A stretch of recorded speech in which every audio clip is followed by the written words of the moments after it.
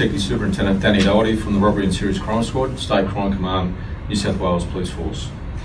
New South Wales Police are continuing their investigations into a number of cases of food contamination of fruit in New South Wales, and remind the public of the importance to report these incidents of contamination, and reminding the public to be vigilant and exercise caution when buying strawberries and other fruit in New South Wales.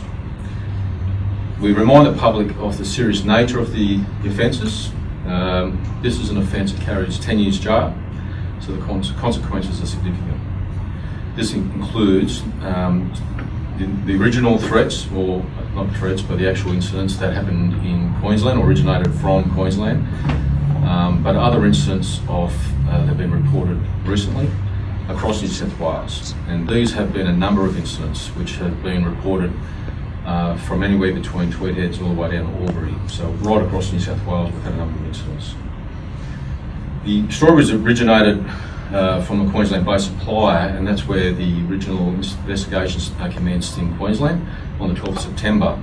Since then it has spread across the whole nation and affected every state in Australia.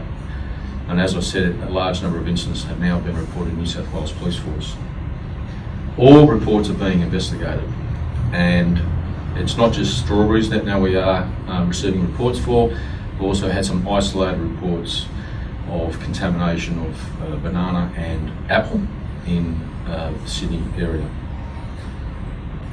In relation to the motivation, in relation to these offences, we still haven't have any confirmed motivation or reasons why a person would want to do this, but all investigations have been treated as genuine. However, any incidents of self-contamination or suspected copycat incidents impact on the industry and are very unhelpful to authorities, and will be treated as food contamination, which again is a serious offence which carries 10 years jail. So any incident of food contamination is going to be considered a 10-year jail sentence and will be investigated accordingly. The main brands that have been recalled, just remind the public, are Very Delicious, Berry Obsession, also Donnybrook. However, have received a number of other reports that have impacted on other brands. So in partnership with our other government agencies, with New South Wales Health, also Department of Primary Industry, we'd like to remind the general public that they should cut up the strawberries before use and exercise caution. We're working closely with those other agencies, and obviously we're working closely with Queensland Health that have the lead on this investigation, in consultation with Queensland Police Service. Robbery and Serious Crime Squad are coordinating the incidents for New South Wales Police Force, and we urge the public to continue to report any of these incidents, as they'll be treated seriously, and because the consequences are dire. It's a hazardous action that's happening from whoever's perpetrating it, and really, end of the day, it's an act of treachery in the community of New South Wales and across the nation. I'm happy to take any questions. Can you tell us exactly how many incidents of food tampering New South Wales Police is investigating at the moment? Do you have a number? I can't tell you nationally, but New South Wales, we're over more than 20 incidents across New South Wales. As I said, that's the length and breadth of New South Wales, anywhere between Tweed Heads and Albury. So it's not in any one area of New South Wales. Plus there's those isolated cases of those other fruit contaminations as well. And the apple and banana that you mentioned, were they found this morning? Can you take us through that? The banana one was reported yesterday in Bankstown area, and one with the apple was reported in the Ponds area, which has been reported investigated by Quakers Hill Police Area Command. Just confirm you have no leads. At the moment, we haven't any confirmed suspects. We haven't had any confirmed demands. We haven't any. But again, we are receiving information through Crime Stoppers, and that's important information for us to put out to the general public, that we are seeking any information from Crime Stoppers from the general public to report to the Crime Stoppers on 1800 333 000. Any information would be very important, significant. It may be that vital piece of information that's going to solve this matter, which is affecting the nation and our community that we live in. Also, if you've got any information about the identity of people that are perpetrating or causing the anxiety and the alarm to the public at the moment, we're happy to take all that information, whether that be in confidence. We'd be happy to take that information anonymously.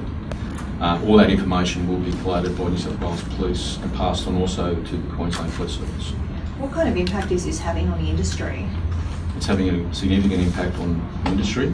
That's why we're working hand in hand with the Department of Health and also the Department of Primary Industry. That's that obviously having 3 brands record completely and having other brands impacted on is impacting the growers up in South East Queensland, but also potentially could impact on other industry across New South Wales as well. So whilst it's isolated to Queensland at this time, it's had an impact across us both locally and what I understand also some exporting. So it's an economic loss for them, but I think it's also something where there's a loss of confidence in the public, and I think that's why we're taking this seriously, and that's why there is a 10-year penalty for food contamination, because it's a serious offence. We're losing confidence in buying strawberries, and if you're feeding strawberries to your kids, obviously I'll be urging everyone to cut them up beforehand. I don't think it's we're overreacting. I think we've had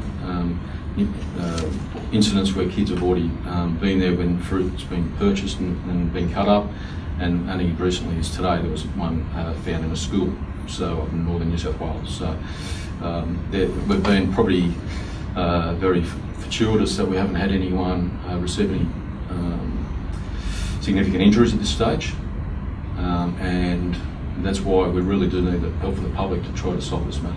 Are you of the view that the punishment for contaminating fruit is adequate for this kind of crime? Well, at the end of the day, it's up to the courts. I think a 10-year punishment's it's a fair sentence, and I think that should be a deterrent for anyone.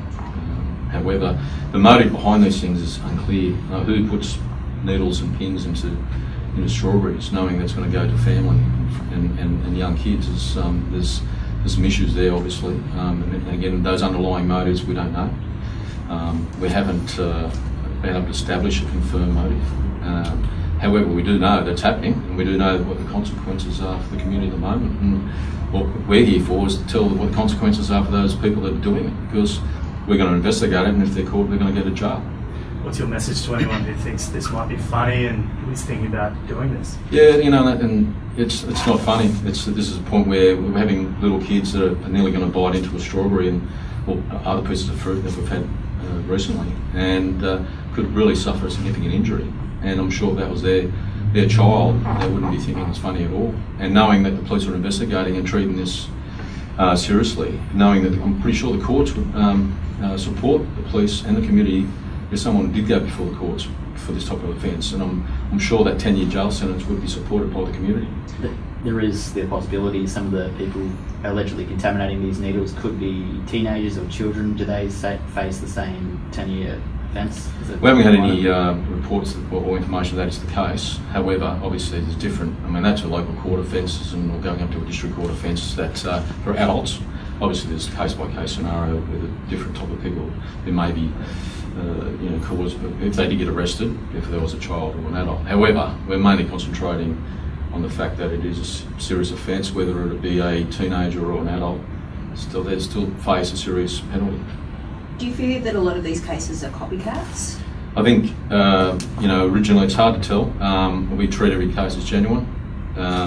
If there are cases of self-contamination or suspected copycat behaviour, again, as I said, it's still the same. It's still food contamination. You still are causing alarm and anxiety to the public. You are causing economic loss to an industry. You are creating hysteria and making a perilous adventure just to go and buy some fruit at a supermarket and feed your family. So I think it's a point where we're treating it seriously, and whether it's a copycat or not, it's still the same offence. Do you have any information at what stage they put the needle in? Was that sorry? Do you have any information as to at what stage they put the needle in? Still investigating that. That's part of the challenge for the investigation from the start, from Queensland, and the fact that it's going throughout every state in Australia. That's a long and challenging investigation that we're conducting. And it's very complex and protracted, and that's why we do need the information from the general public to give us that jigsaw puzzle of information that might solve the puzzle. There's a reward on offer in Queensland for any information. Could that be adopted by New South Wales Police, do you think? At the moment, because they have the lead on this, and New South Wales Health and working with Queensland Police, it is my understanding that the Queensland government have posted an award of $100,000, and I believe that that's any information that leads to the arrest of someone or can help us resolve this issue. They are eligible for that $100,000 reward, whether it's in Queensland or New South Wales. Would you encourage people to just keep buying fruit though, not to be afraid of? Absolutely. We're here to support the industry. They've taken a bit of a hit, and as I said, they've done everything they can to make this a safe product.